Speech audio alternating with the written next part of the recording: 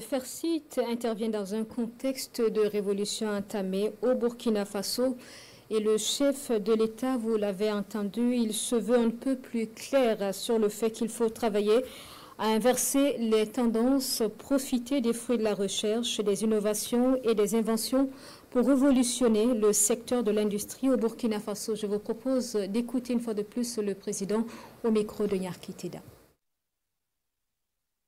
Et aujourd'hui, le Burkina Faso a décidé de faire la révolution. La révolution est certes idéologique, politique, comportementale, mais elle est aussi et surtout scientifique, technologique, industrielle, bref, j'en passe. Il ne faut pas juste se limiter au slogan. Parce que la révolution, on parle d'endogénéité. Et quand on dit endogène, ce n'est pas juste prononcer le mot. Il faut qu'on arrive à travailler par nous-mêmes et pour nous-mêmes. Moi, je pense que Dieu est juste. Il a créé tous les hommes égaux. Nous avons les mêmes organes. Seulement, au niveau du cerveau, je pense que scientifiquement encore, que la plupart d'entre nous n'exploitent pas 10% du potentiel de leur cerveau. Et c'est en travaillant qu'on arrive à exploiter le potentiel du cerveau. Mais reconnaissons que nous sommes beaucoup paresseux. Nous ne travaillons pas. Certes, à partir d'un temps, regardez même au Burkina, on nous a amené des concepts pour nous dire qu'un homme ne doit pas travailler plus de 6 ou 8 heures par jour. Et on a adopté ça. Et on lutte pour ça. On n'est pas sérieux là.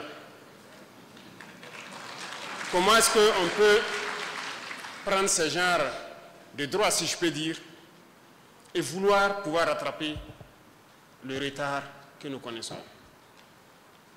Aujourd'hui, nous faisons travailler des entreprises jour et nuit. Des travaux qui se faisaient en 3 ans, on les fait en moins d'1 an. Faso Mevo travaille jour et nuit. Pour des chantiers qui devaient peut-être faire 10 mois, ils le font en 1 mois. C'est bien possible. Vous savez, ils sont venus nous flatter, nous endormir avec beaucoup de concepts.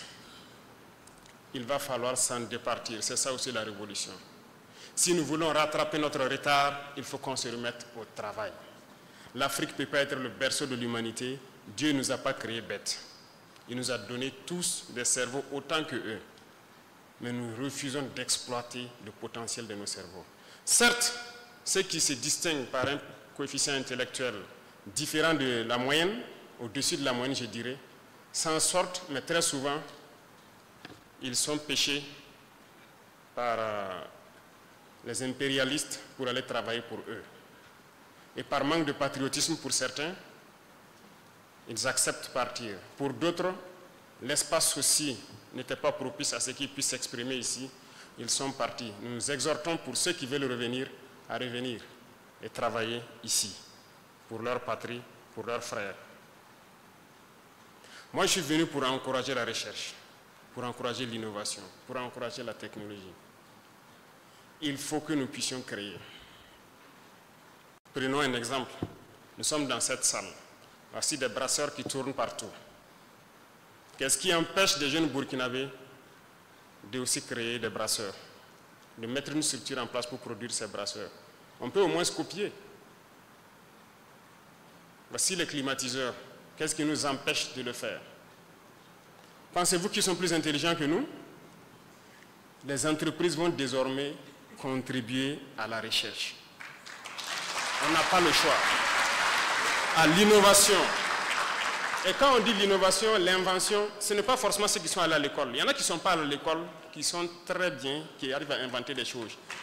C'est pourquoi ces centres sont mis en place pour les recenser, les donner un peu de science, de connaissances scientifiques aussi, et les permettre de s'installer et fabriquer ce que nous voulons.